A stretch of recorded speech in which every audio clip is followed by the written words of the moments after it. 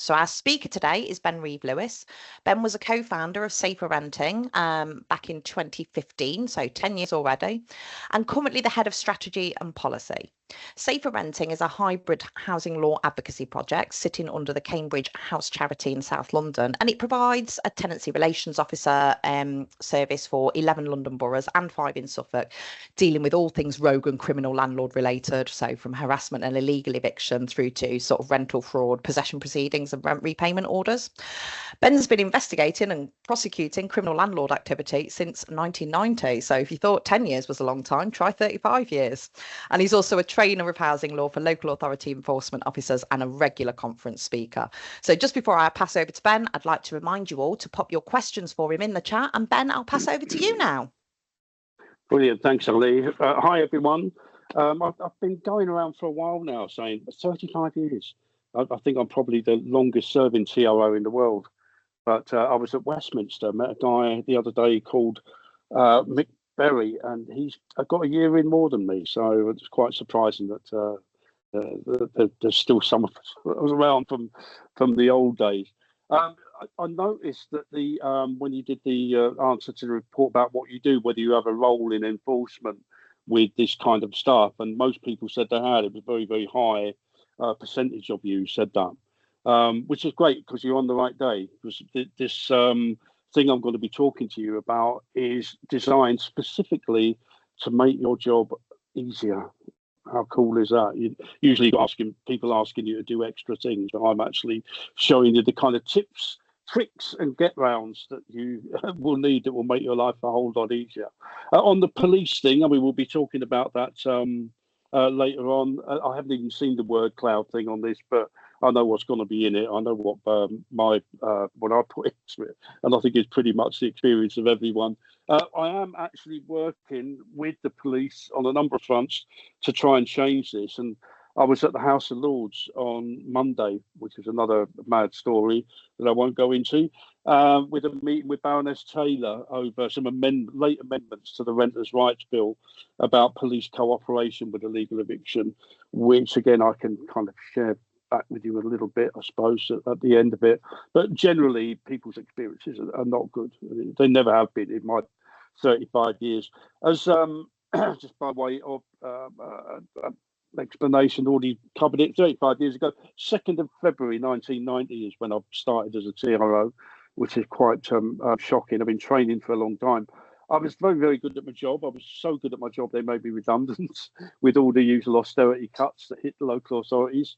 But that was 10 years ago now, and myself and a colleague, Ross Spencer, we weren't going to have that. So we went off to an outfit, a charity in South London called Cambridge House. And we said, just support, give us a desk and we'll start something up. And we just phoned everybody that we knew in the trade, which after 35 years for me was a hell of a lot of people, saying, you haven't got a TRO service, you've now got to roll out licensing. How the hell are you going to cope without someone to deal with the fallout, the responses of many, many landlords to property licensing and an increased enforcement regime?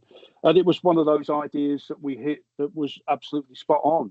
And now we employ 13 people, most of them TROs. We work for 11 London boroughs, 5 in Suffolk, and we're in talks with another 4 London boroughs, London and outside boroughs as well. So it was definitely something that needed doing. I'm kind of a bit disappointed that we started it as a non-profit company. If we'd started it as a profit-making concern, I could retire now, but that's not the way it works. We're half kind of charitable funded, and the other half of our money comes from doing casework for licensing and enforcement, and in some cases the homelessness teams who will refer cases to us. And we deal with between 250 and 350 cases of serious harassment and illegal eviction every year. I think that with one particular year we dealt with 400. I think that was the maximum. So, you know, harassment and illegal eviction is where we sit. Obviously, the most important, in a sense, piece of legislation, or the thing that sets the framework for the work, is the Protection from Eviction Act 1977, because that's the act that sets the definitions of harassment and legal eviction and provides the legal machinery through which the local authority do their prosecution. But it's not without its problems. And we do need to talk about the Protection from Eviction Act a little bit before we go into the alternatives to it, because it is a problematic piece of legislation. I've worked with it for 35 years. It's nearly 50 years old, and most of the wording of it came from the Rent Act 1957, so it's actually nearly 70 years old. And it was created at a time, the wording came originally from dealing with people like Peter Ratman in the late 50s and early 60s, who had a particular way of working that is kind of still around today, but it's not really reflecting today's type of criminal landlord activity. It's almost cozy, it's almost midsummer murders in a way. They're more likely to be these days the guy on the right there, with his stacks of money, loads of money. It's an organised criminal enterprise for the most part now. It's not a case of a bumbling amateur landlord making a few mistakes and breaking laws that they didn't know were there, although that does go on as well. It is systematic and organised so often. And as I've been talking to a lot of people, that anyone who works in this field knows that they're often linked in with things like cannabis farms, human trafficking, human slavery, brothels. They're all kind of linked to what's going on. And exploitation of the licensing and enforcement regime is just part of what they do. I mean, back in the day in 1990, when I started, we kind of knew who our landlords were. In fact, I was thinking this morning before I came on this webinar that I remember back in the 1990s in Lewisham Council Borough, which is where I've worked and still live. We had one dodgy letting agent who we knew. They were called Southern Accommodation Agency. They're long gone now. And they had a guy called Baz who worked for them. He was a 6'2" heavy metal fan. And if someone was in rent arrears, they would send Baz around. But Baz didn't have an evil bone in his body, and he would just sit down and have a cup of tea with people. The idea was that he would actually intimidate people with his size. There wasn't, it's not that we didn't have a lot of bad guys, we did, but it was a much more focused market. We knew who our people were, we knew where they lived, we knew the properties they ran, we knew everything about them. And we were often on first name terms, even with the worst of them, just because we dealt with them so long. Nowadays, geez, like spread across what we do, half the time I don't even know who people are because they're using aliases, they're using fake companies. We've got a massive case on at the moment with an exempt accommodation provider, the sort of people who are supposed to provide a high level of support, who when things go against them for one reason or another, show their true colours, and the harassment and illegal eviction starts. That's the most of it. Rent arrears was always a big thing, and rent arrears is still a fairly big thing now. There's something that happens certainly in safer rentings, because the way we receive work now that wasn't in the way it worked before, is you get these rent-to-rent scams. And most of you will know what a rent-to-rent scam is. You'll get a property, a 3-bedroom family house converted into a 10-bed HMO under the radar, which works perfectly fine as long as no one finds out about it. And once the property is identified by licensing and enforcement, that's when the harassment and illegal eviction starts. So we're often dealing with a lot of companies. You try and get them on the ropes, and then they dissolve the company and you never get paid. It's a completely different way of working at the moment. We're dealing with a case last week where the landlord sent in some court paperwork, and at first glance, it just looked iffy. There was some sixth sense after all these years. I think one of the things, there was a date missing on the court document, which is quite unusual. You wonder with Photoshop what's going on. And we sent off the bundle of paperwork to a fraud investigator that we use now and again, and he came back with 17 serious anomalies wrong with it that you wouldn't have spotted unless you knew what you were looking. Minute changes in font in different places. There was all sorts of stuff, and this is what you're up against compared to the old days. This kind of organised criminal activity. That's the problem. So in some ways, the Protection from Eviction Act isn't up to dealing with things in that way. It needs to be got working again. There was someone at the ministry who was looking at, about 4 years ago, redrafting the Protection from Eviction Act, but she's gone now. And I know from talking to the ministry at the House of Lords last week that it's not, certainly not on their radar at the moment, because they've got to get the Renters' Rights Bill through. That's the big problem. but it is something that they've actually considered. And Safer Renting are working with Dr. Julie Rugg at York University on a report on harassment and illegal eviction in the modern world that will be coming out about September. That's what we're aiming for. Be a big report, and the idea is to kind of promote and provide an impetus to redraft and update the Protection from Eviction Act. There are no sentencing guidelines for PFEA offences in magistrates' court, which is why you end up with so many poor fines. But because I've been moaning, I should say campaigning and make it sound more professional, but I've been moaning basically on social media for years about the lack of sentencing guidelines. And last year we got contacted by the Sentencing Council, who are currently consulting on sentencing guidelines for magistrates, because the magistrates, it's harassment and illegal eviction carries a potential £5,000 fine and a custodial sentence, but usually it's just a few £100 or community service. It might not all be down to the lack of sentencing guidelines, but that's how it works, which creates an anomaly in the way people would actually deal with it. So, but what's happened since the 1970s, when the PFEA came out, is that subsequent governments have created a whole load of other pieces of legislation and ways of working that actually work better than the PFEA. I'm not saying don't use the PFEA. The PFEA can be very, very useful. There is recent, it's come to me in a minute. Fenland District Council a month ago got a couple of custodial sentences against a landlord and an agent. Very unusual, but it was worth doing. And also a PFEA prosecution can lead to a banning order against a landlord. So there are uses for it, but until it's reworked, it's not going to be as fit for the job as these various other things that I'm going to be walking you through, which is when I introduce you to the 360-degree wraparound toolkit. Now, this it's kind of a holistic view, but I didn't want to put the word holistic in the title because it makes people think of muesli and crystals and stuff like that. When we're dealing with housing law, we want something a bit more technical. And basically, as we work with all of the boroughs that we work with, and personally as a trainer, going everywhere from Cornwall to Newcastle, training enforcement officers how to deal with this stuff, there are a whole load of other things coming up that people are using that might be old acts that kind of need some dusting off, or might be new stuff that people are looking at in different ways. And obviously the Renters' Rights Bill coming in is going to give us a whole load more on that front as well. So I'm going to talk to you about these kind of alternatives that you have to the PFEA. So the PFEA is just one, but there are all these other things that people are using in various places.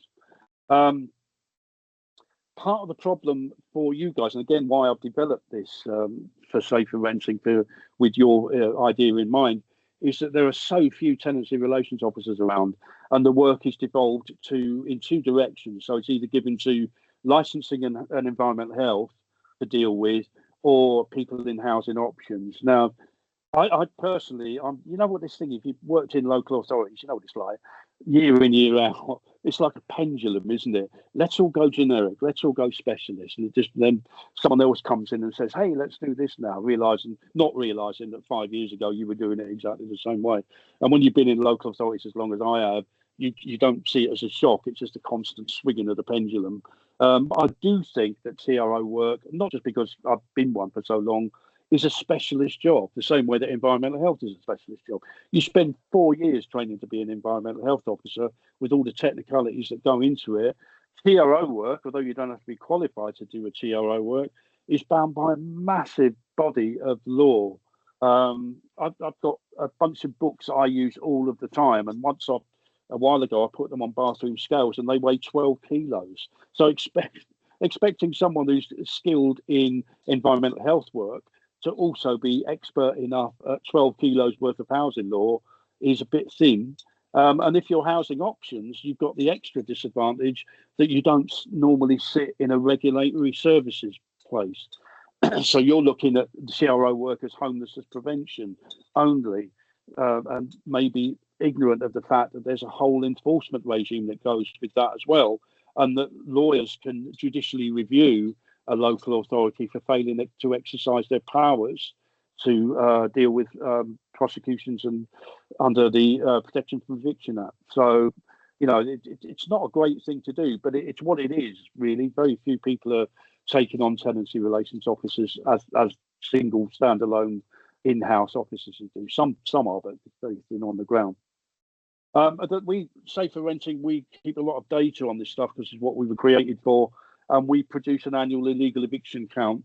We're rolling this year's into the report we're doing with Julie Rugg, but the last one we published for the years 2022 to 2023 showed there were 8,748 illegal evictions. That's one illegal eviction every 67 minutes, but only 46 prosecutions brought by local authorities, and you've got to ask why that is. One of the things is simply no political will. You hear elected members saying we prefer to work with our landlords. So all of that is going to trickle down. You're not going to get any support from the legal team for it either. The work intensity, and I know this to my cost, the amount of hours it takes to get a case in. And if you're going to spend months and months taking witness statements off people and moving forward just to get community service, then you've got to consider with the stuff from the start whether that's a good use of your time. I get really frustrated, as I'm sure a lot of you do, when you do get a result like, you know, £500 fine, and then you see a standard press release put out by a councillor by the comms team saying this sends a stark message to landlords that they won't get away with this. No, it doesn't send a stark message that even if you get caught, it's not that important. So we need to kind of up that. I make no apologies for being a tenancy relations officer from the Old Testament. I'm not one who believes in the softly approach at all. The time it takes to get to court is a difficult one. The fastest I've ever had a case in court is 18 months after the offence, and often 2 for 2.5 years. Has been my experience. So you have to consider, with your limited resources and everything else you've got to do, whether going down the PFEA route is the most appropriate route for what it is you're trying to achieve. Now, the 360 toolkit looks at a whole load of other tools that are spread across different teams and different directorates sometimes. So you have to take a kind of a helicopter view. Instead of seeing the definition of harassment and illegal eviction in the PFEA and the prosecution mechanism, you've got to rise above it and kind of look at all of the other things that sit outside of your team, outside of your knowledge, basically. And making use of all of them requires reworking what your own internal policies and procedures are going to be. So one of the things that, as Safer Renting moves into our full 10th year, we're talking to a lot of our local authority partners about how to do this, how to take advantage of the full toolkit when you haven't got just dedicated CROs, you've got other people doing it. So what are they? What are these things we're going to be going on to? As I said, some of them are new, some of them under the Renters' Rights Bill, some of them are old, but people have just forgotten about them. And some of them are just downright quirky. These three here I've mentioned because they kind of deal with the idea that one of the biggest problems is the time it takes to get a case into court and losing your witnesses, so they just kind of disappear and get on with their own lives. So what encourages them to stay involved is basically what's in it for me. Why should they cooperate with all of the things that the local authority need them to do when all they are is the local authority's chief witness? What do they get out of it? Well, the first one there is an old one, 1972, Section 222 of the Local Government Act. And this involves the council having the power to take legal action in their own name, which includes injunctions. So normally an injunction would be something that a tenant goes off to try and find a legal aid lawyer and usually fails to do it. But it allows the council to say, right, we, the borough of whatever, are going to take out an injunction against your landlord or your agent to protect you. So straight away you're jumping in and you're actually helping them out. We've got a couple of these going on in different areas at the moment where the council are actually protecting the tenant rather than exposing the tenant to all sorts of retribution as a result of the council's actions. So I've done these in the past. I've forgotten about them down the years, but now they're kind of coming back to me. Rent repayment orders is a massive thing for tenants because they can claim back a year's worth of rent. But the Renters' Rights Bill is going to change that, and it's going to enable tenants to claim back 2 years' worth of rent, and they've got 2 years to do it in which to do it as well. And Section 49 of the Housing and Planning Act gives powers of the local authorities to assist occupiers with doing them. How far down the road you go with that is up to you. There's one London borough I know of, I think, who has an in-house dedicated officer who actually helps the tenants to do rent repayment orders. So again, you're given a what's in it for me kind of element of it. Section 1752 is a definition, or Section 175 is a definition of homelessness. Subsection 2 says that a person is homeless if they have accommodation, but they can't secure entry to it. And there's a duty to accommodate whether someone's in priority need. So that basically covers someone who's been illegally evicted. You might not be able to get them back in straight away. It might take you a little bit to do, but there is a duty on the local authority to provide accommodation if the person is in priority need while you're getting your witness statements in order and doing everything else that you need to do. This is a growing one. I'm fascinated with this. We've just used this on a case at the moment, working with a London authority. These have been championed by Wolverhampton City Council, who've been using these routinely and getting bloody great results. Basically, it's treating harassment and illegal eviction as an antisocial behaviour incident rather than something under the Protection from Eviction Act, which gives the council the power to serve a community protection warning for which there is no appeal. And if the landlord ignores it, they can apply for a community protection notice, which is a kind of an injunction, which, like all injunctions, will carry a custodial sentence for contempt of court if it's breached. What kind of like opened the floodgates on this was the case of Halborg and Hinckley and Bosworth in 2022, when Scott Halborg, that was his name, he's a solicitor, and he was served with a community protection warning, and he challenged the council, went to Court of Appeal on the basis that you can't use antisocial behaviour, Crime and Policing Act for harassment and legal eviction. Court of Appeal disagreed and said, yes, you can. So now the way is open, and Wolverhampton Council are being particularly proactive about it. And we used it in London in a particular case. We're in the middle of thing. We've served the CPW, and now the landlord has become enraged. So we're going for CPM. Quick fixes for illegal eviction. This has been around 1977, as long as the Protection from Eviction Act. Section 6.1 makes it an offence to use force to enter property. That this deals with trespass and stuff. It was originally invented for squatters.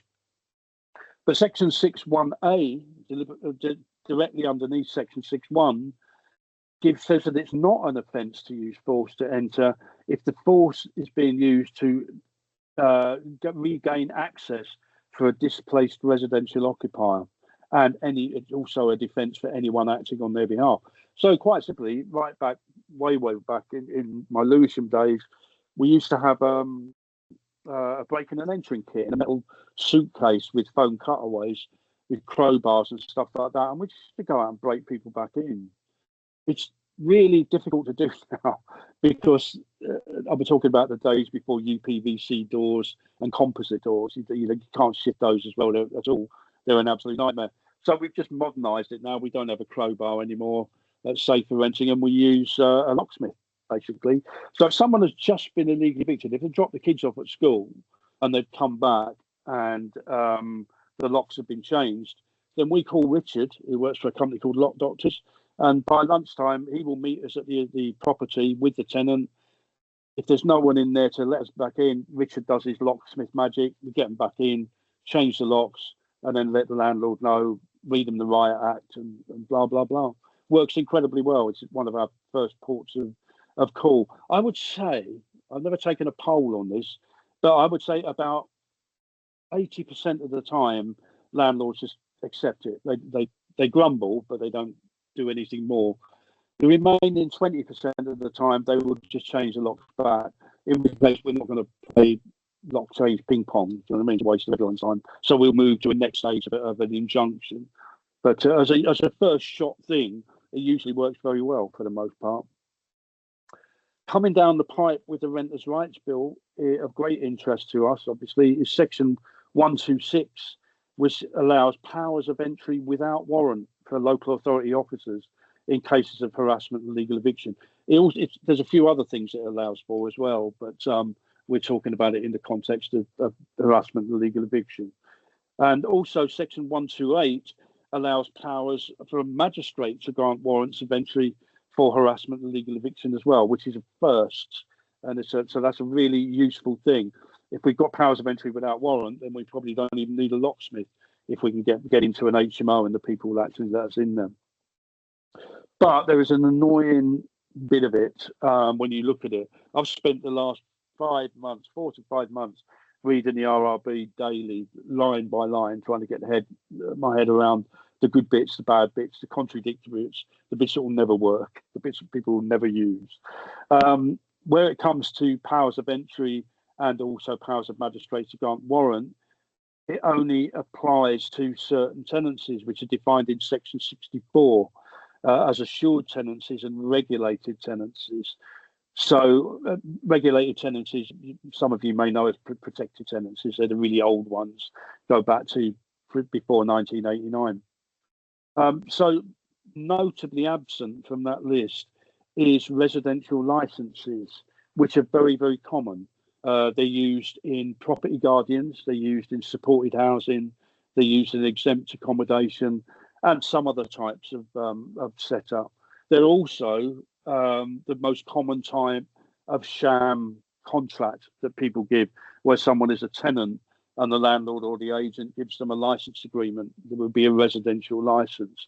So if the situation is that they are really a residential license, then you won't be able to use force and the magistrate won't be able to grant a warrant, which is really, really annoying.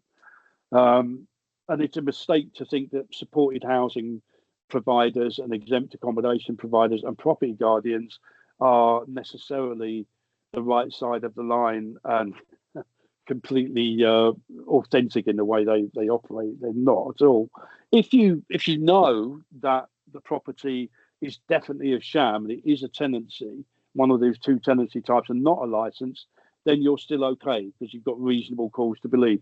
You then have to persuade if it's a magistrate's one, you have to persuade the magistrate why it is a relevant tenancy and not a sham agreement. But and also in section 646, I think there's a thing that says that the Secretary of State reserves the right to add or remove licenses from this category, which is a good telltale sign that there was a conscious decision not to put residential licenses in there and that they're going to wait and see how it works. And if it doesn't work very well, then they'll add something to it. But so they're keeping their powder dry on that one. Although it's an annoying deviation that we don't need. Sometimes you get a situation where a tenant pays their rent inclusive of gas and electric utilities, basically, and the landlord doesn't pay them. And so they're under threat of disconnection or they've actually been disconnected. Really, really common thing, particularly in HMOs where the landlord hasn't got any smart meters in there and there's just 1 meter running the whole place. You know the setup. And then they just give an electricity key and a gas card to everybody, leave it on the kitchen table, and everyone just fights over it. But where it's clear that the bills are in the landlord's name and they're not paying it, then the council does have the power in law under Section 33 of the Local Government Act from 1976 to pay the outstanding amount to either prevent the supply being disconnected or to get it being reconnected. Now, these, I'll be honest with you, Section 33s, I've done them, I've got the scars. They're not fun to do. They take forever because you spend 2 to 3 weeks arguing with the utility company about why they have to release the information about the bill to a non-person who's not actually on the bill and explain what they do. If you're lucky, you get there and they will tell you the amount and what you've got to do. And then you have to start the whole process again, talking to your own internal finance team and explain why the council's finance team are going to pay a landlord's outstanding electricity bill.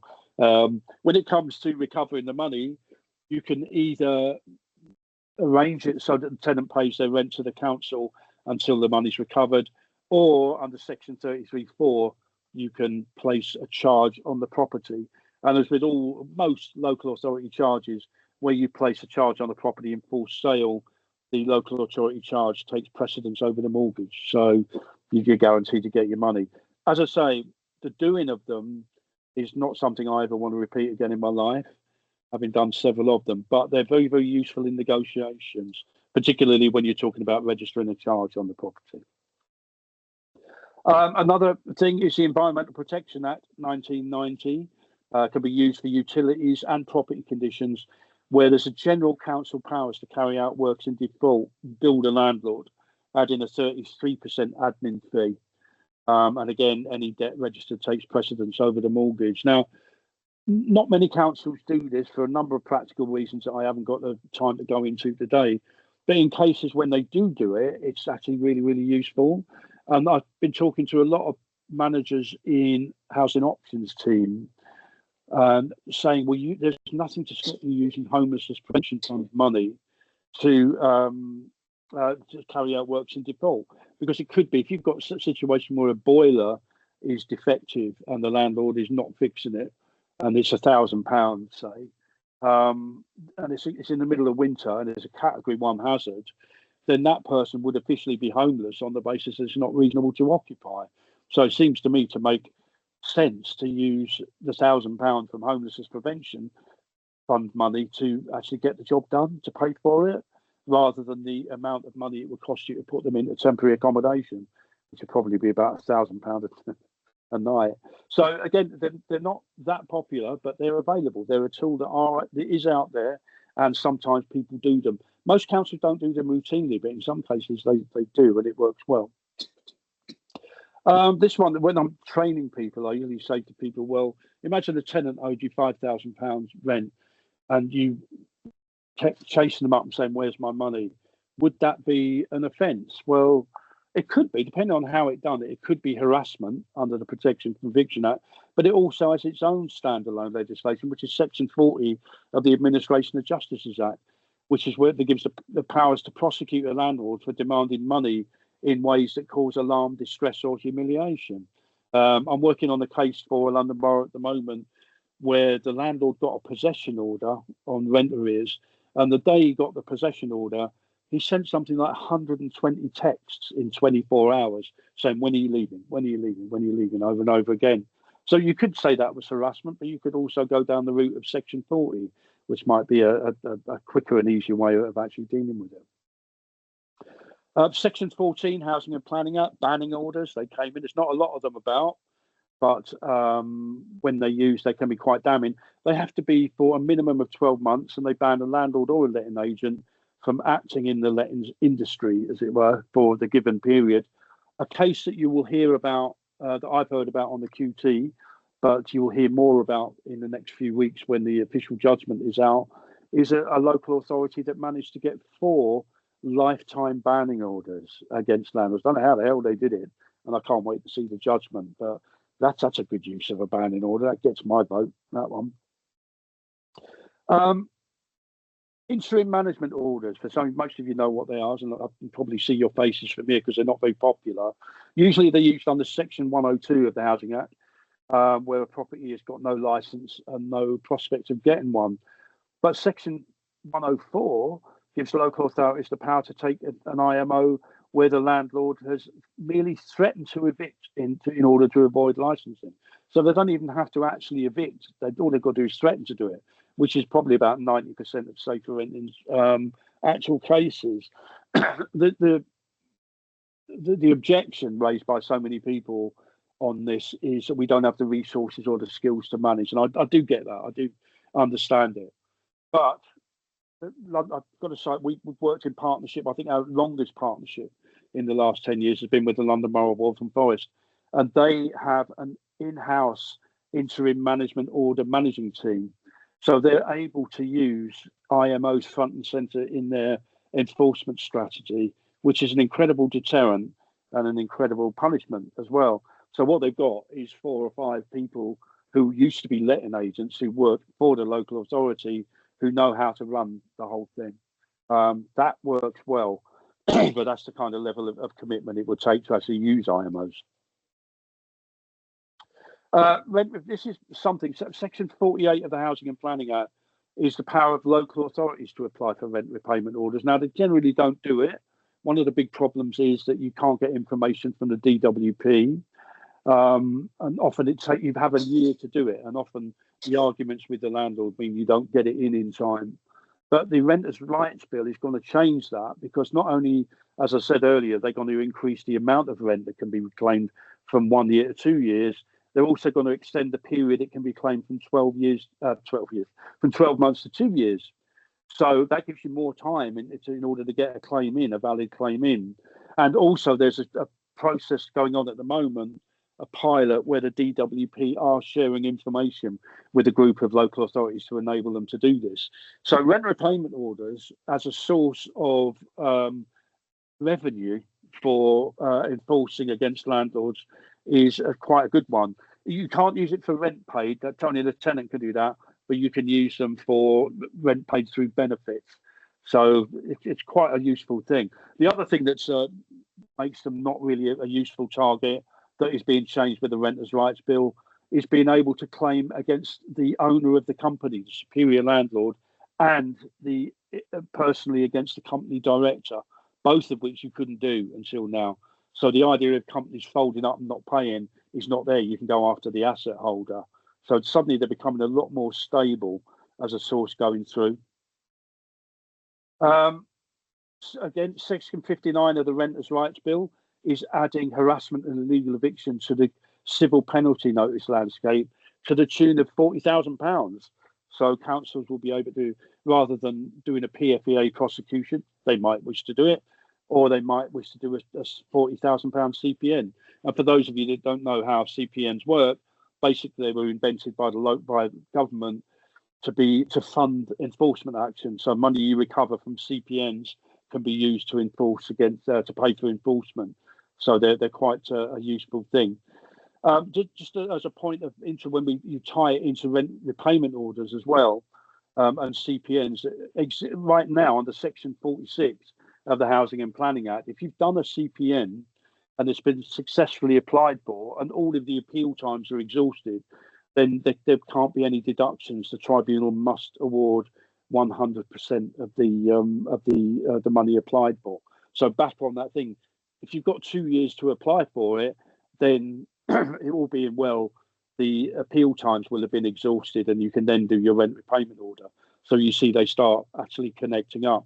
And some of you will have heard of an outfit called Justice for Tenants, run by a guy called Al McClenahan, who has got a CPN toolkit, which enables local authorities to do CPNs in half an hour flat. I think about 100, last time I spoke to him, he said about 100 local authorities are now using the CPN toolkit. And right now, as we speak, Justice for Tenants are creating an in-house solicitors firm to recover the money. So from the enforcement officer's point of view, if it's a licensing breach, you go and you do your visit, you do your measurements, you do everything you've got to do, your interviews, witness statements, you input it through the CPN generator and it comes up with all the paperwork you need. And then you do the tribunal, and then when you get the award, JFT will get the money for you as well. So it's a bit of a no-brainer, really. Although some local authorities are having trouble getting approval further up the line. And again, at the end of it, remember, land charge takes precedence over the mortgage if it's a local authority thing. So in this brief, and it was very brief, I haven't covered things to do with planning enforcement. I haven't covered things to do with the new rent tribunal regime, where a landlord tries to drive a tenant out by raising the rent and how you can use that. There isn't time. And there also wasn't time for me to go into all of the civil things like trespass to goods, and all of where the landlord takes someone's TV and says you can't, you won't have it back until you've actually paid me the rent. So there's a lot more out there, and I'm still building it. Really, the toolkit is getting bigger by the day. But what it does provide is a whole load of other alternatives to the PFEA. So the PFEA gives you the definition of harassment and illegal eviction and one method of prosecuting it. But when you break it down into all these other things, as we just have, then you end up with a whole toolkit. They might be spread across different teams, they might be spread across different directorates, but all it takes to make it work is to sit down internally and come up with internal procedures and protocols about when to use them, who's going to do what when they do it. So to me, I'm optimistic about the Renters' Rights Bill and what that brings to the table, because it just loosens it up. And if I'd had all this back in 1990s when I started as a TRO, I'd have been as happy as a dog with two tails, to be honest. So many more tools that you can actually do with it. So they're all there. The Renters' Rights Bill is a game changer. I know it's got a lot of problems within it as well, but we're trying to work on changing the problems into opportunities more than anything else. But the PFEA is not the only game in town. There's a whole lot, and everything, as I said at the start, everything I've set out for you today is something that local authorities in one form or another are using, have been using. So I'm not making it up and saying you could try this, you could try this. Everyone's using it in some different way. So that brings me to the end of what it is. If you want to know more about it in detail, then there's my email address, and I can send you what I've got. What I'm trying to do, what I'm working on at the moment, is beyond the list and into the procedures for each one of those things and how you actually do it. So it's a bit of a major work in progress. I'm trying to have it ready for September when the York University report is published on harassment and illegal eviction, but it might not get there. But that's the aim, to create a working toolkit for environmental health officers and housing options staff who have to deal with harassment and illegal eviction. So I'll pass back to Ali. Oh, thanks so much, Ben. That was absolutely fascinating and really useful. And we'll have to have a chat about whether we can host your procedures for you in REAMs and help you share them and get them out there. Right. I've seen lots and lots of questions, which we won't have time for them all. Before we dive into those, I just want to mention the poll results in terms of the word cloud, in terms of partnership working with the police. It was all very, very negative general experiences. So some of the words shared were ineffective, non-existent, non-committal, poor, ignorant. I've ignored some of the more colourful language that went into that word cloud. I just wondered what your thoughts were on that generally, and if you've got any thoughts on how we tackle that going forward. All I can do is groan. I've spent in 35 years. I've spent 35 years trying to train the police. I did a big training program at the Met Police's request in 2021. I think that over 8,000. It was an online thing. Over 8,000 officers had actually done, and then at the end of it, we did a safer renting. Looked at 6 months worth of our cases, and in 49 cases, tenants had called the police, and they'd refused to attend in 45 of them. And when they did attend, they sided with the landlord. So you think, well, the police wanted me to design this training course. I did it, and it didn't make a blind bit of difference. I've got another go. There's another version circulating at the moment, which in different areas, which hopefully will make a difference, that I did for Operation Jigsaw, which is being trotted out to police. Police in the Midlands I've spoke to in the last few months run a thing called GAIN.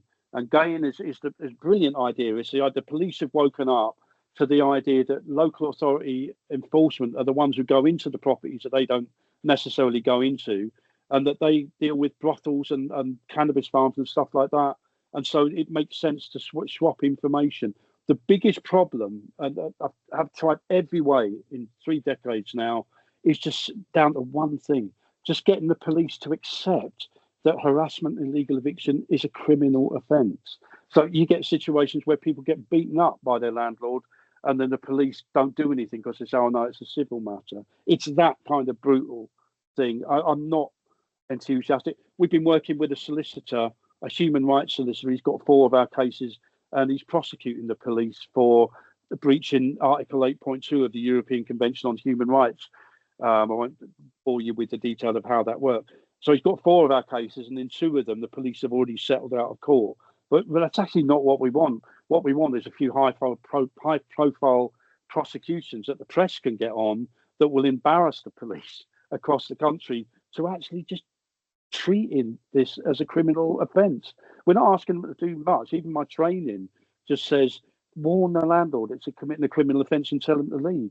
You know, we're not asking you to do too much more than that. But yeah, I mean, I could do an hour just on this, but yes, I agree. I was with the word just thinking exactly the same, Ben. I feel like we could just sit here and have a chat on camera for about an hour about partnership working with the police.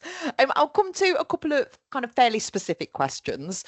So you took one of the tools you mentioned was the power to resecure entry under the Criminal Law Act, and you talked about you used to have your crowbar and everything. Someone's asked, what evidence do you need to ensure that you have beforehand? You know, how do you ensure that it actually wasn't a legal eviction and they were evicted, you know, through the proper process with bailiffs? And do you need to apply for a warrant or anything? How does that process work in technical terms? Yeah, you do have to be absolutely certain that they have a right to occupy. Most of our TRO team that we have in safer renting, we've taken on from university. A lot of them are law graduates and stuff like that, and they're dead keen to do a Section 6 because it's quite, you know, it's like the Sweeney. They want to get out there and do this kind of stuff. But I have to always remind them, you've got to be dead sure that they've not been lawfully evicted under a possession order. So if you haven't got the proof, or if you're not 100% certain, you do not use Section 6. You've also got to bear in mind that if it's an HMO, you have trouble doing the front door because the landlord is allowed through the front door. You would have to get into the property and do the room that they actually occupy. So you have to have that. And also Section 1 says that it's an offence if someone inside to object to the force being used, which is why we go with the locksmith and bang on all the doors and make sure that there's nobody in before we actually use the force. The other thing to look at, apart from Section 6, is Section 12 of the Criminal Law Act, which defines what a displaced residential occupier is. And quoting from memory, it says it's anybody who was occupying as a residence immediately before being excluded. So it doesn't matter. The only people who couldn't do that would be excluded occupiers, so like lodgers and stuff like that. So if you were a residential licensee, you're still entitled to be evicted by court order. But as long as all your background checks and you're 100% certain that the person does have a legal right to remain, and when you go that there's no one inside objecting to you doing it, then you're absolutely fine.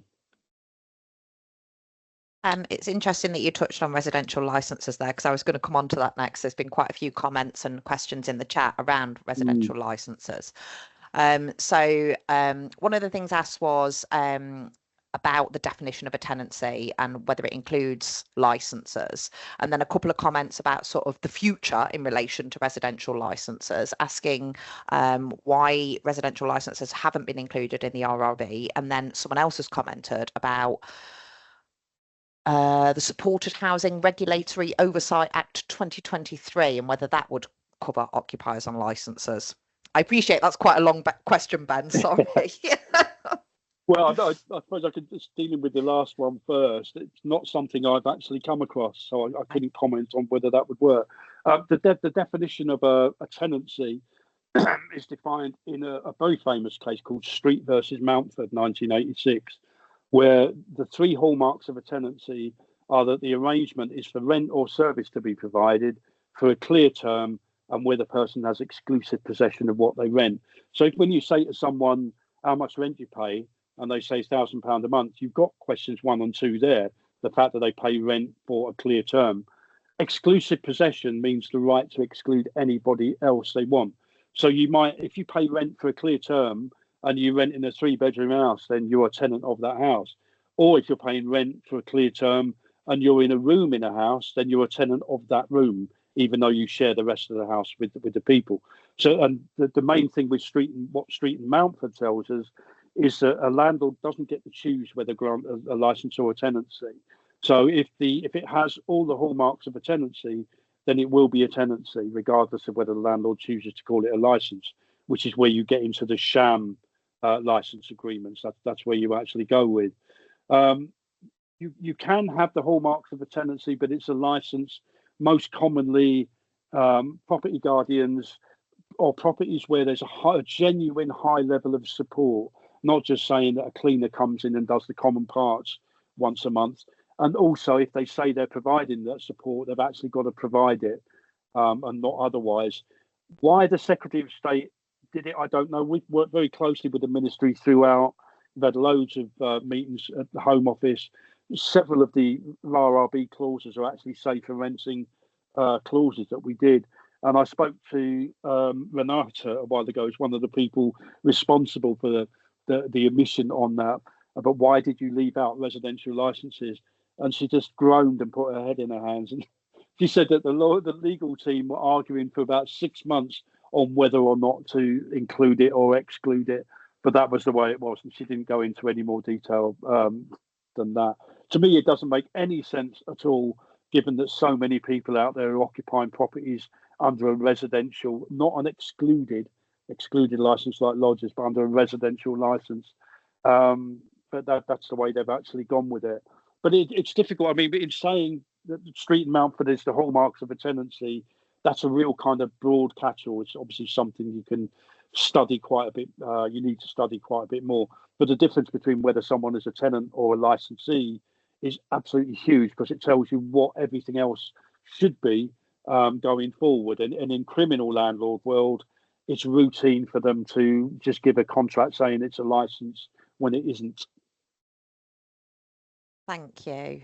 Yeah, I'm going to finish off with one final question because we've not got long left, but there's lots and lots of comments and questions also about CPNs for various housing breaches. It's CPNW and CPNs. Can you give some examples of what you might ask for and how you might use those?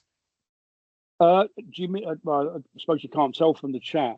It's confusing. It's community protection warnings are followed by community protection notices, which are also called CPNs. Yeah. But CPNs commonly are civil penalty notices. I think there's a mixture of both. Yeah. Difficult to kind of refine it. With the traditional CPN thing, the government is, with the Renters' Rights Bill, they're introducing a whole load of new CPNs of £7,000. Now, they're an interesting list, because when you look at them, the things that they use, whereas normally an enforcement crew would use CPNs for failing to license, the ones that you can do the CPNs for now are not really environmental health type things. They're housing advice, housing options type things. So, for instance, at the moment, if a landlord serves a dodgy notice going to court, all it means is that they won't get possession. But if under the Renters' Rights Bill, that will be a £7,000 CPN. Similarly, it's common practice for a landlord to put loads of different grounds for possession down on the basis that if they win on one, or if they lose one, they've still got the other one there. But that, using grounds for possession that you can't actually rely upon, is going to be a £7,000 CPN as well, as is issuing a fixed term tenancy after the commencement of the RRB. Now, okay, £7,000 CPNs, they're all there, they're all part of the enforcement and the funding regime. But environmental health officers aren't best placed to do that kind of stuff. That's the sort of thing where that will come to light in things like homelessness interviews, when you're looking at people's contracts and that kind of expertise. It's a different thing. So one thing that Safer Renting are trying to propose, and again, we're talking to Al McClenahan at CPN, at JFT about this, because he's a good mate of ours, about whether those £7,000 CPNs will be better off done by other officers working in housing advice or even homelessness, because the environmental health officers aren't going to come across that level of stuff. So that's there with that one. On the civil protection, community protection warning, I can't really, there isn't time for me to go into the detail of how it works, other than to say, as I mentioned in the slides, that you issue, a council can issue a warning and the landlord has no powers of appeal against it. If they don't follow the warning, then the council can go to court and get a community protection notice, which is an injunction. And then if the landlord ignores that, they can be put in prison for contempt of court. So I've kind of blended the two CPNs. But thank you. For all of you, if you've got any leftover questions that, we said, Ali, email them to me and I'll answer them in writing as best I can. And we'll take all the questions that are left in the chat that we haven't answered, and we'll post them to you and post them on RHEM's communities. Thank you so much. That was great. And I'm sorry to everyone that we didn't have time for the other kind of 25 questions we've got.